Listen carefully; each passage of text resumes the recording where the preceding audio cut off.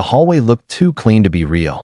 Light blue-gray tiles shone like a frozen lake, and the ceiling lights stretched in bright rectangles that reflected under every shoe. In the middle of that brightness, Lila felt invisible. 6 years old, small hands, a ponytail pulled tight by her own nervous fingers, a uniform dress that always felt a little too stiff on her shoulders. She should have been walking back to class. She should have been thinking about spelling words and lunch trays. But her eyes kept drifting to the black screen mounted on the wall. It did not belong in a normal school hallway. It was a tall rectangle of darkness. And inside that darkness were stars. Tiny white sparks, turquoise glimmers, faint drifting lines that looked like writing but never stayed still. Like the screen was a window, and something on the other side was slowly breathing. Lila had first noticed it a week ago, when she got sent out of class for drawing on the edge of her worksheet. And the teacher said she was not paying attention, and the other kids giggled. And Lila's face burned as she walked into the hallway with her paper clutched to her chest. That was the first time she saw the stars in the wall, and the first time she felt the hallway watching her back. Now she stood close enough to feel the screen's coldness. Not cold like winter, cold like space. A clean chill that made her skin prickle. Her fingertip hovered near the glowing cyan ring in the center of the display. A perfect circle of light. Bright enough to tint her knuckles blue. Bright enough to paint her face in a soft, otherworldly glow. She did not know why it was there. She did not know why it felt like it was waiting for her. But she knew something else, something heavy and quiet. She knew that every time she went back into class, the world became loud and sharp again. And the hallway, with its stars and silence, felt like the only place that did not judge her. At the far end of the corridor, 2 other girls stood by the arched window. They looked outside at the pale landscape beyond the glass. A snowy stretch that did not fit the season. Snow like powdered sugar on distant ground. And a dark sky that looked too deep, too clean, too unreal. Lila swallowed. Her throat felt tight the way it did when she wanted to ask for help, but feared the answer. Her pocket held a small stub of graphite. A broken pencil tip she kept like a secret. Because teachers took pencils away when they thought a child was using them for the wrong thing. Lila had always been told her drawings were wrong. Too strange, too many doors, too many eyes, too many stars. Too much imagination. As if imagination was a mess that needed cleaning. She pressed the graphite to the wall beside the black screen. The light wooden panel was smooth and pale, and the graphite made a soft scratch, a thin dark line. 1 line became 2. 2 became a rectangle, and the rectangle became a door. She drew carefully, as if the door mattered. As if it had a handle. As if something important stood on the other side.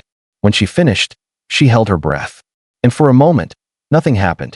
Then the cyan ring on the screen brightened. Not sharply, gently, like a sleepy eye opening wider. A pulse rolled through the air, and the hairs on Lila's arms lifted. The drawn door on the wall shimmered. Just once, like heat above summer pavement. And the graphite lines looked deeper, darker, as if they were carved instead of sketched. Lila's heart began to race. But she did not run. She could not. Because the door she drew was no longer only a drawing. The wood panel inside the rectangle softened, as if it had turned into a thin curtain, a surface that had forgotten it was solid. Lila stepped back 1 small step.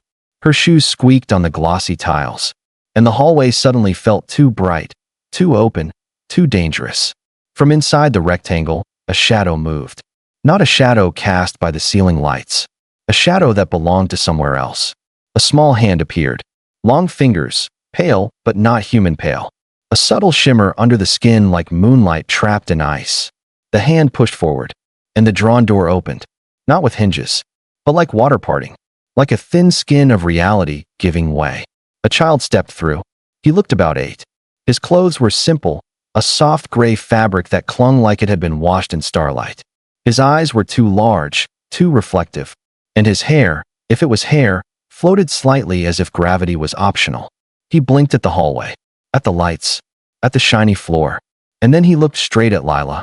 His mouth opened, and the sound that came out was not English. It was musical, clipped, delicate, and full of breath, as if each word carried a piece of air from a different world. Lila's lips parted, and she realized she had stopped breathing. Behind him, another child stepped through. A girl, smaller, her skin faintly luminous at the temples. a tiny line of turquoise freckles that sparkled when she moved. Then another, and another, until 5 children stood in Lila's school hallway. Alien kids. Real. Standing where no one else could see them yet. And Lila's knees felt like they might fold. The first boy stared at her door, then at her face. He lifted his hand and touched the graphite line as if confirming it was real.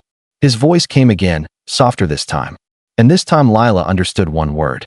Not because he spoke it perfectly, but because the hallway itself seemed to translate it into her bones. Home. The smallest alien girl stepped closer to Lila. She did not smile. She looked exhausted, like she had been holding fear in her mouth for too long. She reached out and touched Lila's wrist with 2 fingers, a feather-like contact that still felt like electricity. And Lila heard a whisper in her own mind. Not a voice exactly, more like a thought that did not belong to her. You can see the door. Lila's chest tightened. She wanted to say yes. She wanted to say, who are you? She wanted to say, please do not let this be a dream. But her words tangled. A loud laugh echoed down the corridor from around the corner. Human laughter. And the alien kids froze. Their bodies went still as statues.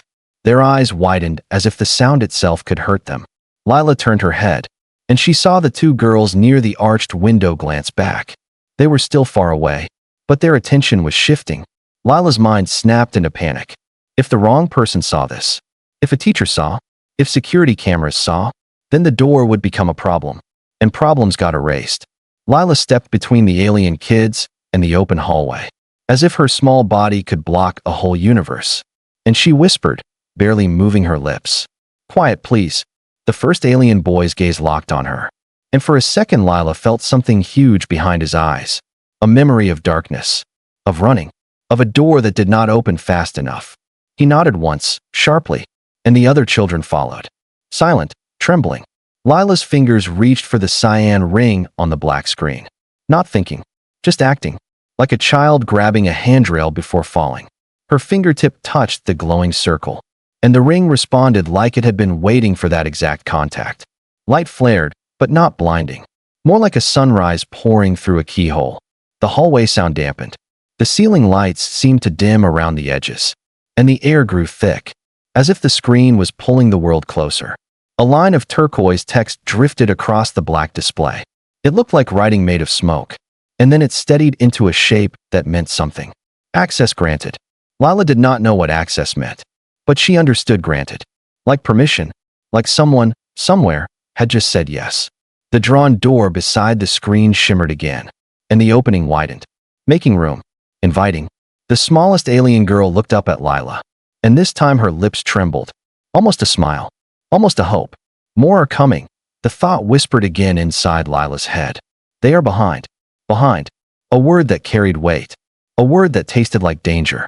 Lila's stomach dropped. Behind meant pursuit. Behind meant someone chasing them through the stars. The alien boy's voice came in a low murmur. He spoke slowly, and the hallway translated pieces. Not safe. They listen. They take. Lila's hands turned cold. She looked down the corridor, toward the corner where laughter had echoed, and she suddenly wished the hallway was empty forever. But schools were never empty. Someone always walked by. Someone always looked. Someone always demanded an explanation. A door creaked at the far end. One of the wooden panels with a red indicator light. It clicked, and the red light blinked. Lila's breath caught, because she realized the hallway was not only a hallway. It was monitored, and the screen was not only a screen. It was a system. A voice came from a ceiling speaker, calm and cheerful. Hallway A is under routine observation. Please return to your learning spaces. Lila's skin prickled. Routine observation. That sounded like a lie wrapped in a smile. The alien kids shifted closer to the drawn door. Their eyes darted to the ceiling lights, to corners, to places where cameras might hide. The smallest alien girl clutched Lila's sleeve. Her fingers were cool, and her thought came like a plea. Hide us. Lila's throat tightened so much it hurt, because she did not know how to hide a miracle. And she did not know how to hide 5 frightened children from a world that loved rules more than kindness. Footsteps approached, closer now. Adult footsteps, steady, purposeful, and a ring of keys jingled like a warning bell. Lila's mind screamed, "Move, move, move." She pressed her palm flat on the black screen, and the cyan ring expanded like an opening eye. The turquoise stars behind it swirled, and the air hummed. The drawn door wavered, and Lila realized something she had never known before. She was not only drawing, she was deciding. She glanced at the alien boy. He stared back, and she understood without words that if the door closed, whoever was behind them might be trapped. And if the door stayed open, the wrong person might see everything. The keys jingled again, and a shadow fell across the reflective tiles. Lila's chest burned, and she made the only choice a child with a strong heart could make. She looked at the alien kids and whispered. Now, the alien children moved. Not running, gliding, like they were trying not to disturb the air. One by one, they slipped back through the drawn door, their bodies passing through the wall like light passing through glass. The last to go was the smallest alien girl. She squeezed Lila's hand, and her eyes shone with something fierce and grateful. Then she was gone. Lila slapped her palm against the cyan ring again, and the ring collapsed inward. The stars dimmed. The turquoise text dissolved into smoke. The drawn door on the wall snapped back into a simple graphite sketch. Flat, harmless, childish. Exactly the kind of thing a school would dismiss as nonsense. A man rounded the corner. A hall monitor, tall, tired, with a lanyard full of keys and a clipboard. His eyes narrowed at Lila standing too close to the wall. "What are you doing out here?" he asked. His voice sharp, but not cruel, just impatient. Lila's tongue stuck to the roof of her mouth. She held up the broken graphite stub and tried to sound small, safe, normal. Drawing. The hall monitor glanced at the wall. His gaze landed on the sketch door, and he sighed like he had seen 100 bored kids do the same thing. "You know you are not allowed to draw on the walls. Wipe it and go back." Lila nodded so fast her ponytail snapped. She rubbed her sleeve over the graphite, smearing it faintly, and the hall monitor walked past without another look. When he was gone, Lila's knees started to shake. Her hands shook too, and she pressed her fingertips to the wall where the door had been. It felt solid, ordinary, and for a terrifying moment, she wondered if she had imagined it. Then a faint warmth pulsed under the wood panel, like a heartbeat behind a closed chest. Lila whispered, barely breathing, "I did not imagine you." That night, Lila could not sleep. The ceiling above her bed looked too close, too plain, and every shadow in her room felt like it might open into stars. She lay on her side, hugging her pillow, listening to the quiet sounds of her house. A distant refrigerator hum, the wind tapping a window, a parent's footsteps down the hall. In her mind, she saw the alien kids again. Their eyes, their stillness when they heard laughter, their fear of being seen. She thought about the word behind, and her stomach twisted. At school the next day, the hallway was the same. Bright lights, glossy tiles, wood panels, red indicator lights. And the black screen. Still dark, still full of stars. Lila approached it like it might bite, like it might whisper, like it might ask her to do something she was not brave enough to do. She lifted her hand, and the cyan ring appeared again, softly, as if her presence was the key. Lila's breath trembled. She drew another door beside the screen. Careful. Straight lines. A handle. A frame. The door shimmered, and the air hummed. This time, only one alien child stepped through. The boy from yesterday. His eyes scanning the hallway like a hunted animal. He held something in his hand. A small object shaped like a bead. Translucent, glowing faintly. He placed it gently on the tile floor, and the bead unfolded into a thin, shimmering sheet, like a curtain made of light. The sheet rose, curving around Lila and the screen, making a soft bubble of privacy that blurred the hallway beyond. Lila stared, and the boy's voice came, low and careful. "You helped. Now you must choose." "Choose," Lila repeated, her voice tiny. The boy's gaze softened, as if he did not want to burden her, as if he hated that a child had to carry this. "More will come," he said. "Small ones. Hurt ones. We need a place. A hiding place. A home place." Lila's chest ached. She thought of the arched window and the snowy landscape that did not fit the season, and she suddenly wondered if that view was real, or if the school itself was built on top of something much larger than anyone admitted. "Who is behind you?" Lila asked. She did not make it a question with her voice. She made it a fear.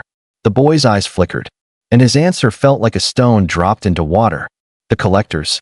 The word sounded wrong, like it belonged in a storybook, but the boy said it like it was a storm name. Something that destroyed quietly. Something that arrived with smiles and rules. "They take children," he continued. They take gifts. They take minds. They call it safety. Lila swallowed. Her hands clenched into her uniform dress. Why do they want you? She whispered. The boy looked away for a second, and when he looked back, his eyes shone with a strange pride. Because we can open. Because we can fold space. Because we can listen to places. Lila felt the world tilt. Because she understood something painful. The alien kids were not running because they were weak. They were running because they were valuable. And being valuable in the wrong hands was not a blessing. It was a cage. Lila's throat tightened, and she thought about her own drawings. About teachers calling them messy. About classmates laughing. About adults saying she had too much imagination. Too much imagination. As if it was dangerous. Lila looked at the cyan ring. At the stars. At the door she drew. And she realized her imagination was not a mistake. It was a key that had been waiting for a lock. What do you want me to do? She asked softly. The boy stepped closer. And his voice lowered. Urgent now? Draw a door that is not seen. Draw a door inside the wall. Draw a door that hides behind normal. Lila's heart hammered. How could she draw a door inside a wall? How could she hide a door from people who watched everything? Then she remembered the hall monitor's keys. The ceiling speaker's cheerful warning. Routine observation. If the watchers loved rules, then the safest place was inside the rules. Inside something they would never question. A thought sparked. Not from the boy. From Lila herself. Bright and quick like a match. The elevator panels. The red indicator lights. The doors that opened and closed every day. The doors people trusted because a system told them to. Lila inhaled, and her hand stopped shaking. I can do it, she whispered. The alien boy's eyes widened. And in that moment, Lila felt something that made her chest burn. She felt the boy's hope. And she understood how fragile hope was. How easily it could be crushed by a single adult decision. At the end of the hallway, the speaker crackled again. Please continue to your learning spaces. Do not linger. Lila's bubble of shimmering privacy began to fade. The bead object dimmed, and the boy moved quickly. He pressed his palm to the drawn door, and a ripple ran across its surface. Tonight, he said, when lights go quiet, we bring more. Then he stepped backward and vanished through the wall, and the door flattened again into graphite. Lila wiped it quickly. Just a smear. Enough to look like a child's bored scribble. And she walked back to class with her legs trembling. All day her mind kept slipping away from the teacher's voice. She heard words like math and reading, but behind them she heard other words. Collectors. Choose. Tonight. When the final bell rang, Lila did not run to the buses like the other kids. She walked slowly, as if she could stretch time by dragging her feet. At home she ate dinner without tasting it. She answered questions with small nods. And when her parent asked if she was okay, she forced a smile that felt like paper. That night, when the house slept, Lila lay awake listening to the quiet. And when the clock changed to a late hour, she slipped from her bed, pulled on her uniform sweater, and crept to the door. Her parent worked late shifts, and some nights the house was silent for long stretches. Lila knew how to be careful. She knew how to be small. She stepped into the cold night air. The streetlights painted the pavement pale gold, and her breath made a faint cloud. The school was not far, and Lila walked as if the world might crack beneath her feet. The building loomed, quiet, locked, but Lila knew the side entrance that sometimes stuck. A place where maintenance came in early, a place where rules had weak spots. She slipped inside. The hallway swallowed her footsteps, and the bright ceiling lights were dimmed to a night mode glow. Soft, bluish, and eerie. Lila looked at the inner door she had drawn inside the panel. It was still soft, still open, still connected to whatever world the alien kids came from. If she closed it, would she trap them? If she left it open, would the collectors step through?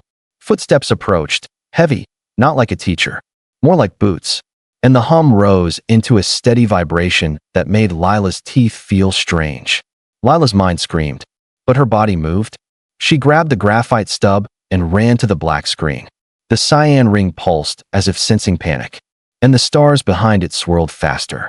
Lila pressed her palm to the ring, and she pictured something hard, something clear. She pictured a door that only she could open, a door that hid inside the door, a door that was not a place, but a promise. The cyan ring flared bright, and turquoise text formed sharply. User intent confirmed. Lila did not understand the words, but she understood confirmed. Like the system had accepted her choice.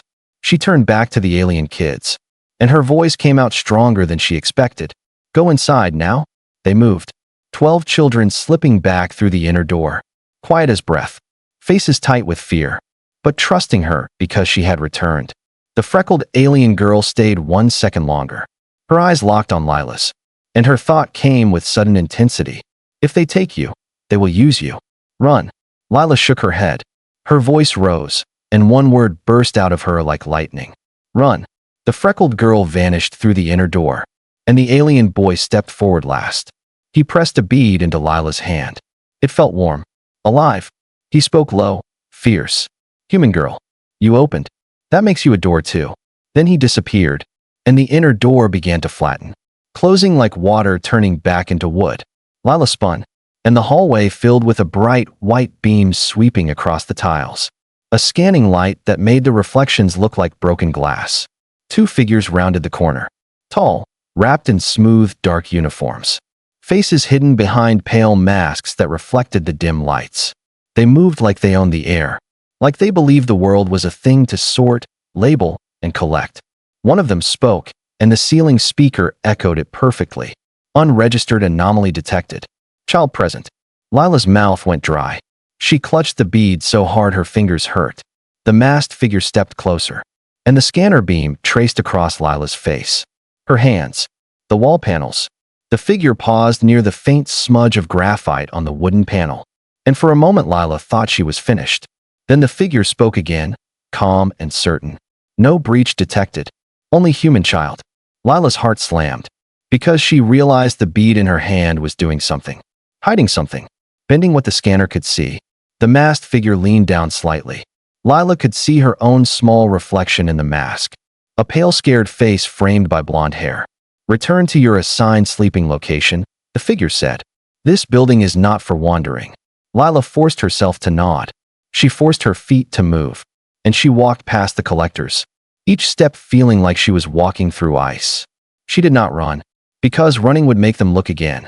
She walked until she turned the corner, and then she sprinted, her shoes slapping against glossy tiles, her breath tearing in her throat. She burst out the side entrance and into the night, cold air cutting her lungs, streetlights blurring, tears spilling. She ran all the way home, hands shaking, heart pounding like a drum. In her room, she locked the door, crawled under her blanket, and pressed the bead to her chest. It glowed faintly, warm against her skin, and inside her mind she heard the smallest whisper of the freckled girl's thought. Soft, steady. We are still here. Lila squeezed the bead and whispered one word into the darkness. Promise. The next days changed everything. Lila began to notice things adults never mentioned. How certain hallway cameras always pointed at the black screen. How teachers avoided the end corridor as if told to. How the principal smiled too carefully whenever a student asked about the strange display. Lila started drawing doors everywhere. Not on walls where she would get caught, but in her notebooks, on scraps of paper, on the backs of permission slips. Always the same rectangle, always the same little star symbol near the top. At night, she returned to the school again. Careful, quiet. And each time she did, the alien children came through in small groups. Never all at once. Always listening, always ready to vanish. Lila brought what she could. Snacks from her kitchen, water bottles, a small blanket she stole from a closet and felt guilty about until she remembered frightened eyes. Lila looked at the inner door she had drawn inside the panel. It was still soft, still open, still connected to whatever world the alien kids came from. If she closed it, would she trap them? If she left it open, would the collectors step through? Footsteps approached, heavy, not like a teacher, more like boots, and the hum rose into a steady vibration that made Lila's teeth feel strange. Lila's mind screamed, but her body moved. She grabbed the graphite stub and ran to the black screen. The cyan ring pulsed as if sensing panic, and the stars behind it swirled faster. Lila pressed her palm to the ring, and she pictured something hard, something clear. She pictured a door that only she could open, a door that hid inside the door, a door that was not a place, but a promise. The cyan ring flared bright, and turquoise text formed sharply. User intent confirmed. Lila did not understand the words, but she understood confirmed, like the system had accepted her choice. She turned back to the alien kids, and her voice came out stronger than she expected. Go inside now. They moved. 12 children slipping back through the inner door, quiet as breath, faces tight with fear, but trusting her because she had returned. The freckled alien girl stayed 1 second longer. Her eyes locked on Lila's, and her thought came with sudden intensity. If they take you, they will use you. Run. Lila shook her head. Her voice rose, and one word burst out of her like lightning. Run. The freckled girl vanished through the inner door, and the alien boy stepped forward last. He pressed a bead into Lila's hand. It felt warm, alive. He spoke low, fierce. Human girl, you opened. That makes you a door too. Then he disappeared, and the inner door began to flatten, closing like water turning back into wood. Lila spun, and the hallway filled with a bright white beam sweeping across the tiles. A scanning light that made the reflections look like broken glass. 2 figures rounded the corner. Tall, wrapped in smooth, dark uniforms. Faces hidden behind pale masks that reflected the dim lights. They moved like they owned the air, like they believed the world was a thing to sort, label, and collect. One of them spoke, and the ceiling speaker echoed it perfectly. Unregistered anomaly detected. Child present. Lila's mouth went dry. She clutched the bead so hard her fingers hurt. The masked figure stepped closer, and the scanner beam traced across Lila's face. Her hands. The wall panels. The figure paused near the faint smudge of graphite on the wooden panel, and for a moment Lila thought she was finished. Then the figure spoke again, calm and certain. No breach detected. Only human child. Lila's heart slammed, because she realized the bead in her hand was doing something. Hiding something. Bending what the scanner could see. The masked figure leaned down slightly.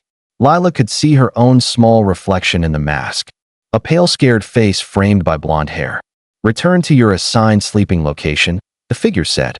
This building is not for wandering. Lila forced herself to nod.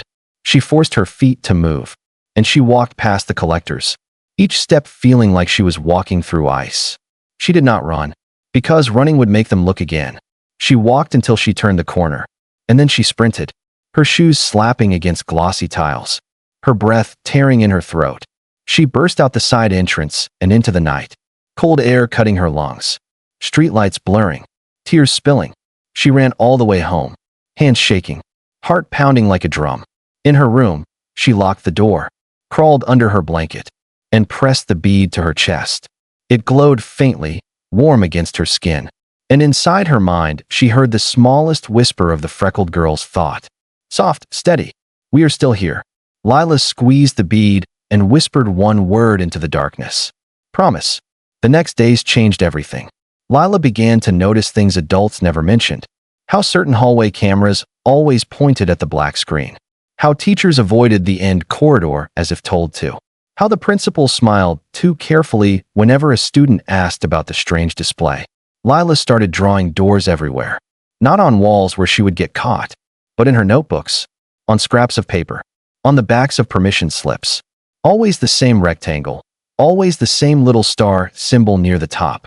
At night, she returned to the school again, careful, quiet, and each time she did, the alien children came through in small groups. Never all at once. Always listening, always ready to vanish. Lila brought what she could. Snacks from her kitchen, water bottles, a small blanket she stole from a closet and felt guilty about until she remembered frightened eyes. The alien kids ate slowly, cautiously, as if they had learned that food could be taken away mid-bite. The smallest one, a child with a faint glow under their skin like gentle lightning, fell asleep sitting up, head against the wooden panel, and Lila's chest ached so hard it felt like pain with teeth. One night, the freckled alien girl showed Lila something. She took Lila's hand and pressed her fingers to the black screen, and the cyan ring expanded until it looked like a full-circle doorway. Inside it, Lila saw a place that was not a hallway. A wide dim room with soft floating lights. Children curled together on the floor. Walls that looked like woven shadow. And at the center, a broken doorway frame. Cracked, sparking faintly. The alien boy's voice came softly beside her. Our home door was damaged. Collectors hunted us through it. We ran.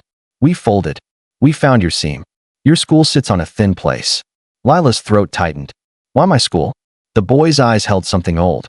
Because humans build on places that feel empty. But empty is sometimes just quiet. Quiet is sometimes a doorway. Lila thought of the arched window and the snowy landscape. And she realized the school was not only a school. It was a lid on something strange. One night, Lila arrived and found the alien kids already trembling, the veil bead flickering weakly, the air heavy, like a storm pressing down. The alien boy grabbed her hand, his voice urgent. They are closer. They adjusted their scanners. They can smell doors now. Lila's stomach turned. What do we do? She whispered. The boy looked at the black screen, at the cyan ring, and then at Lila, as if he was forcing himself to say something he hated. We need a bigger door. A real exit. We must move all children in one moment, or they will be taken one by one. Lila's hands shook.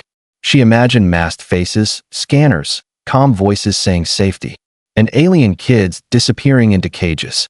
No, Lila whispered. No. The freckled girl touched Lila's wrist.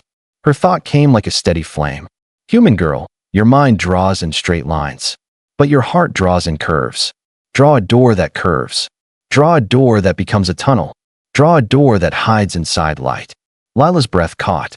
A door that curves. A tunnel. A way to move many children at once. Lila looked down at the glossy tiles reflecting the ceiling lights, and an idea rose, bright and terrifying. The hallway itself, the long stretch of light, the reflective floor like a mirror. What if the door was not on a wall? What if the door was the hallway? Lila's mind raced. She remembered drawing doors with handles and frames.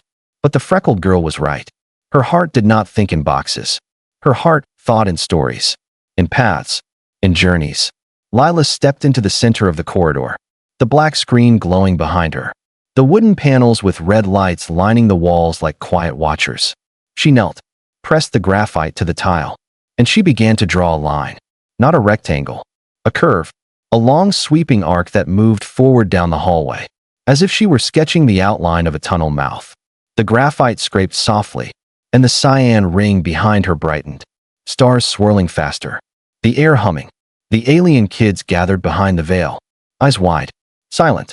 Lila kept drawing, her hand moving faster, the curve widening, the line looping back and joining, forming an oval path on the floor, a doorway shape that lay flat like a sleeping portal.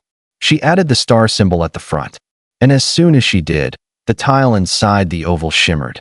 The reflective floor softened, like liquid glass, and the ceiling lights above warped in its surface, stretching and bending as if the world below was no longer the same depth. The freckled alien girl inhaled sharply, and her thought came bright with amazement. You made a road door. A sound erupted from the ceiling speaker, harsh now, stripped of cheer. Unauthorized spatial anomaly detected. Lockdown initiated. Red indicator lights began to flash rapidly. The hall panels clicked, and the air filled with the rising hum of systems waking up angry. The alien boy's face went tight. Now, he shouted, and the single word hit the hallway like a bell. Lila's whole body went cold and hot at the same time. Fear and courage twisting together. The alien children moved. All of them. 12, then more from the hidden doorway. A stream of small bodies pouring into the corridor. Hands linked, eyes wide. Lila stood at the front of the oval portal on the floor, her heart pounding so loud she could hardly hear. The black screen behind her flared, cyan lights spilling across the tiles, and the oval portal began to glow from within. A deep turquoise like ocean light. A soft pull in the air. Boots thundered at the far end of the corridor. Masked collectors appeared, more than before, their scanners raised, their calm voices now sharp. Contain the anomaly. Acquire the human child. Acquire the non-human juveniles. Lila's breath tore in her throat. Acquire. Like children were objects. Like lives were items on a shelf. The freckled alien girl grabbed Lila's hand. Her thought flashed like lightning. They will take you first. Because you are the door. Lila looked at the line she had drawn. At the glowing oval on the floor. At the alien kids huddling together. And she made the choice that hurt. She turned to the freckled girl and whispered, "Take them." The freckled girl's eyes filled with panic. "No," she whispered aloud, her voice trembling. "Come." Lila shook her head hard, tears spilling. "If I go, they follow. If I stay, you get away." The alien boy stepped forward, his face tight with grief. "Human girl," he said, voice cracking. "Your heart is too brave." Lila's chest burned, and one word burst out of her like a command. "Go." The alien kids began stepping onto the glowing oval, and as they did, their bodies blurred. Not disappearing, moving. as if the portal was a road made of folded light. The freckled alien girl stood frozen, holding Lila's hand, her eyes wide with heartbreak. Lila squeezed her fingers and forced a smile through tears. "I opened it," she whispered. "I can open it again." The freckled girl's thought wrapped around Lila like a vow. "If you survive, we return." Then the freckled girl stepped backward onto the portal, and she vanished into turquoise light. The last alien child disappeared, and the portal on the floor began to dim, its glow fading like a sunset swallowed by water. Lila stood alone in the hallway, graphite dust on her fingers, cyan light fading from her face. The collectors reached her, two masked figures closing in, their scanners pointed at her chest, at her hands, at her eyes. One of them grabbed her wrist. Cold gloved fingers. Tight grip. The ceiling speaker echoed a calm, empty sentence. "Human child secured." Lila's fear surged. But under it, something else rose. Rage. Not loud rage. Quiet rage that felt like steel. Because she remembered the alien kids' eyes. The way they flinched at laughter. The way they ate like food might vanish. The way hope looked fragile in their faces. Lila looked up at the collector holding her, and her voice came out steady. "You will not take them." The mask reflected her face. Small, tear-streaked, trembling, but still looking back. The collector's voice came through the speaker, smooth, certain. "They are already taken. They will be recovered. You will assist." Assist? A pretty word for a cage. Lila's fingers tightened around the last bead in her palm. The warm one the alien boy had given her. The one she had kept hidden. She pressed it hard, and it pulsed. A warm beat like a second heart. The hallway lights flickered. The black screen behind her flared back to life. The cyan ring snapping open wide. Stars swirling like a storm. The collectors paused. Their scanners chirped, confused. Their calm certainty cracking at the edges.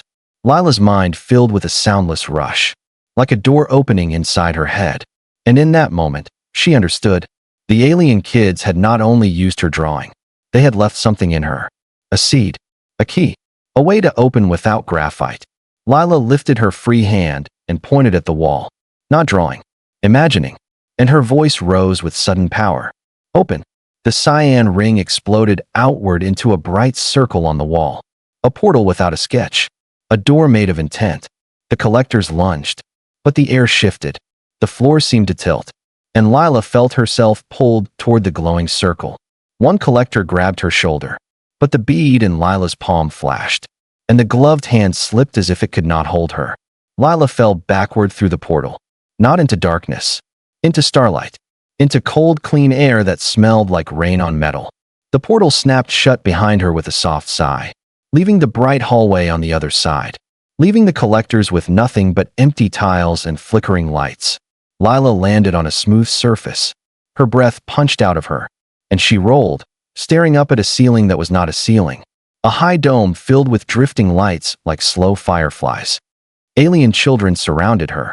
The same 12, and more. Faces wide with shock. Hands reaching. Voices murmuring in musical sounds. Then the freckled alien girl pushed through the crowd and dropped to her knees beside Lila. Her eyes wet. Her hands shaking as she touched Lila's face. "You came," she whispered, voice breaking. "You came." Lila's chest heaved. She tried to breathe, and then she started crying. Big silent sobs that shook her whole body. Because she was safe and terrified at the same time. The alien boy appeared, his eyes blazing with disbelief. "How?" he whispered. "How did you open without drawing?" Lila swallowed hard, her voice trembling. "I do not know. I just wanted to." The boy stared at her, and his expression shifted into something fierce and bright. "That is it," he whispered. "That is the human gift. Not the tech, not the systems, the want." The freckled girl pressed her forehead to Lila's for a second, and her thought wrapped around Lila like warmth. "You are not a door. You are a maker." Lila blinked, confused through tears. "A maker?" The alien boy nodded. "Yes. Your mind makes paths. Your heart makes promises. That is why the collectors fear humans. Because humans do not only open doors. Humans build them where none exist." A distant alarm pulsed through the dome room. A low vibration that made the lights tremble. The alien boy's face tightened. "They will follow the seam," he said. "They will try to break through." Lila's stomach dropped. "They can come here," she whispered. The freckled girl's eyes hardened. "They can try. Lila pushed herself upright, still shaking. She looked at the alien kids, at the small ones clinging together, at the tired ones, at the ones trying to be brave, and she felt something inside her settle. Not fear, purpose. Lila's voice came out small but steady. Then we closed the seam. The alien boy stared. Close, he repeated. Lila nodded, wiping her cheeks with her sleeve. If my school is a thin place, then we make it thick. We fill it. We lock it. The freckled girl tilted her head, and her thought came curious. How does a human child make a place thick? Lila looked up at the drifting lights, at the dome ceiling, and her imagination lit like a sunrise. We draw something else, she whispered. Not a door. A wall. The alien boy's eyes widened, as if the idea hit him like thunder. A wall made by a human maker, he breathed. That could be stronger than our folds. Lila stood, legs trembling, and she lifted her hand into the air, not holding graphite, holding intent. She pictured the bright hallway, the glossy tiles, the black screen, the smiling speaker voice that was not kind, the masked faces, the word acquire, and she felt her heart ignite. Not with hate, with protection. Lila spoke one word, and it came out like a vow. Strong. The dome lights flared, and the air hummed. And somewhere far away, on the other side of the seam, the school hallway shuddered, as if the building itself had taken a deep breath. The alien boy watched Lila with awe, and the freckled girl's thought came bright and warm. Human girl, you drew a door. You saved us. Now you will draw the end of their hunting. Lila swallowed, her hands still shaking, but her voice steady. We go back, she said. Not to run, to finish it. The alien kids looked at her, and for the first time, they did not look only afraid. They looked like they were beginning to believe. Because a human child had done what the universe did not expect. She had opened a door with kindness, and then she had turned that same kindness into courage. And somewhere in the stars, the collectors learned the lesson they always avoided. That humans do not need permission to protect children. And when humans decide to protect, they become the kind of story that refuses to end. Welcome to a world beyond imagination. Like, subscribe, and brace yourself for the journey.